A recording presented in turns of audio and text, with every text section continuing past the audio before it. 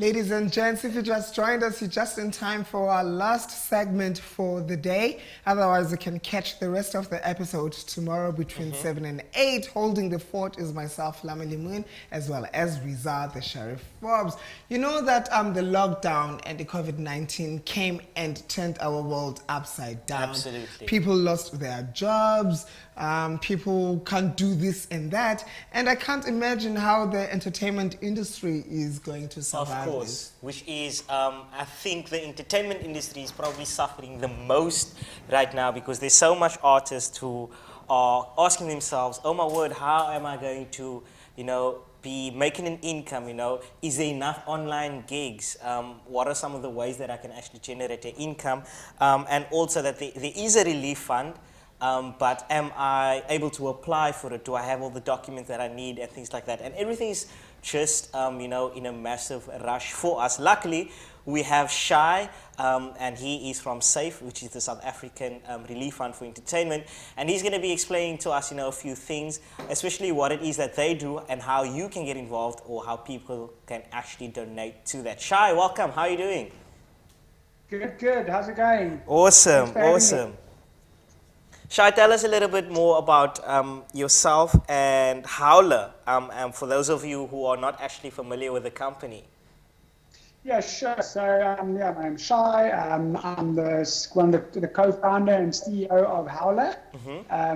If you've been to any major event or festival, if you would have interacted with us, we're an online event payment platform which facilitates ticketing and cashless payments through many of South Africa's and Southern Africa's major events. So if you've been to Bushfire or Ultra Festival or Rage Festival, Jazz Festival, we're the people behind the scenes from the technologies perspective, and we support clients in many ways, from tickets to cashless payments to access control. We like to see ourselves as kind of the heartbeat of events, but all from a technology standpoint. So, yeah, it's been an interesting almost 6 weeks now.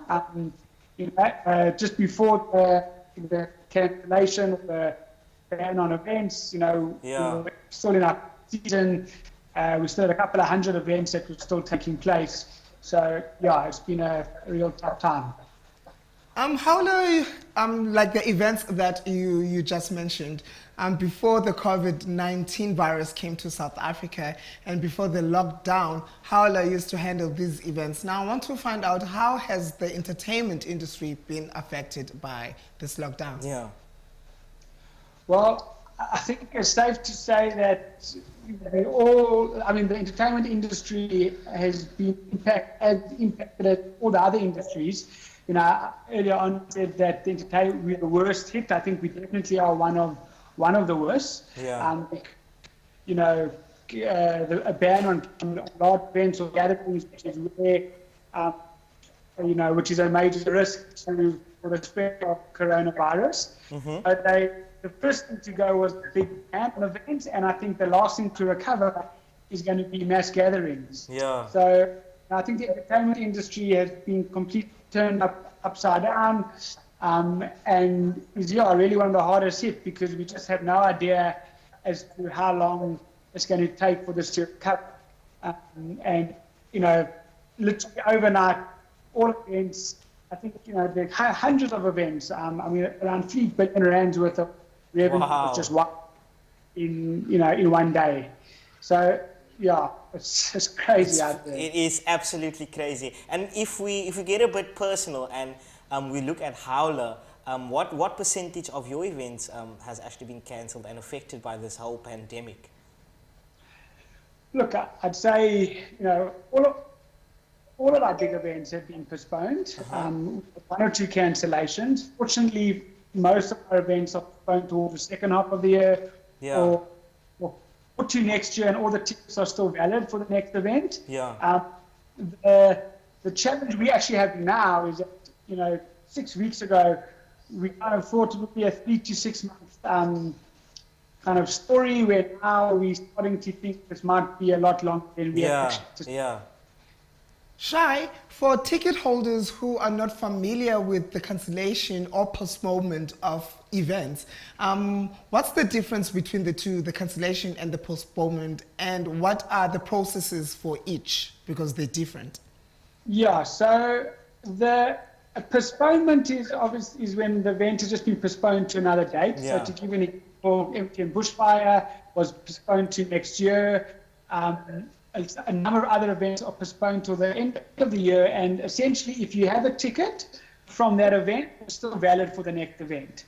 So that's the major difference, where if events cancel, well then the event's not happening anymore. Yeah. And then you'd be eligible for a refund. The challenge is that, especially events that were taking place now, like over the kind of March, April, May period, Yeah. The event organizers in some cases use some of that ticket revenue to fund the deposits, the artists, production. So for events that were cancelled within a week or weeks, the reality is that a lot of those funds have been committed, but that's why a lot of the events that are just being postponed so that they can put on the event again. Yes. What we also find is that each event organizer is different and they have their own refund policies. Yeah. But we've been working really hard with organizers to be fair with consumers. Yeah. Say we really had a great response from event goers who've really been very compassionate to the industry, and 95% of all the tickets or events that we had on sale are all valid for the next event, and the refund rate has been a lot lower than we actually anticipated. Wow, that is amazing, man. But I want to know from you. I can only talk from a Haula perspective. I know some other ticket companies have, different responses, but Of course. that's quite yeah. Of course.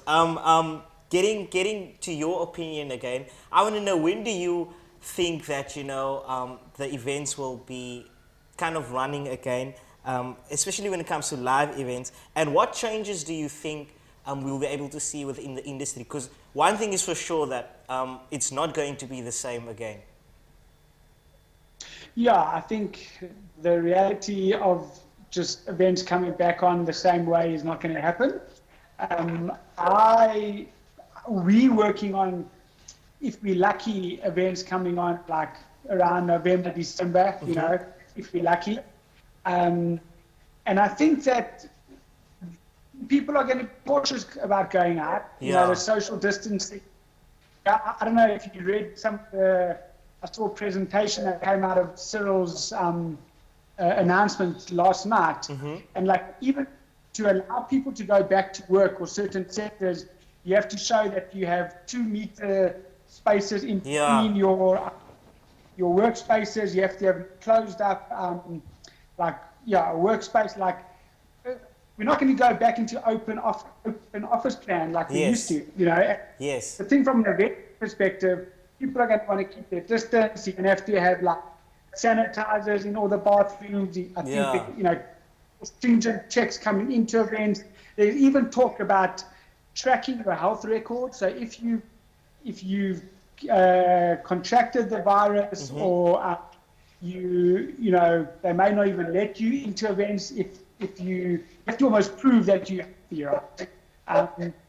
Because we're seeing that in China, where you actually everywhere you go, you got to scan your QR code into any public building that you go into. So, and that's all for contact tracing. In case you get sick, they can see where you were last at. Yeah. So, I think it's going to be a very weird and different environment. Definitely, man. Shai, I'm talking about the industry. 3 questions. Can you tell us about SAFE? When was it started and why was it started?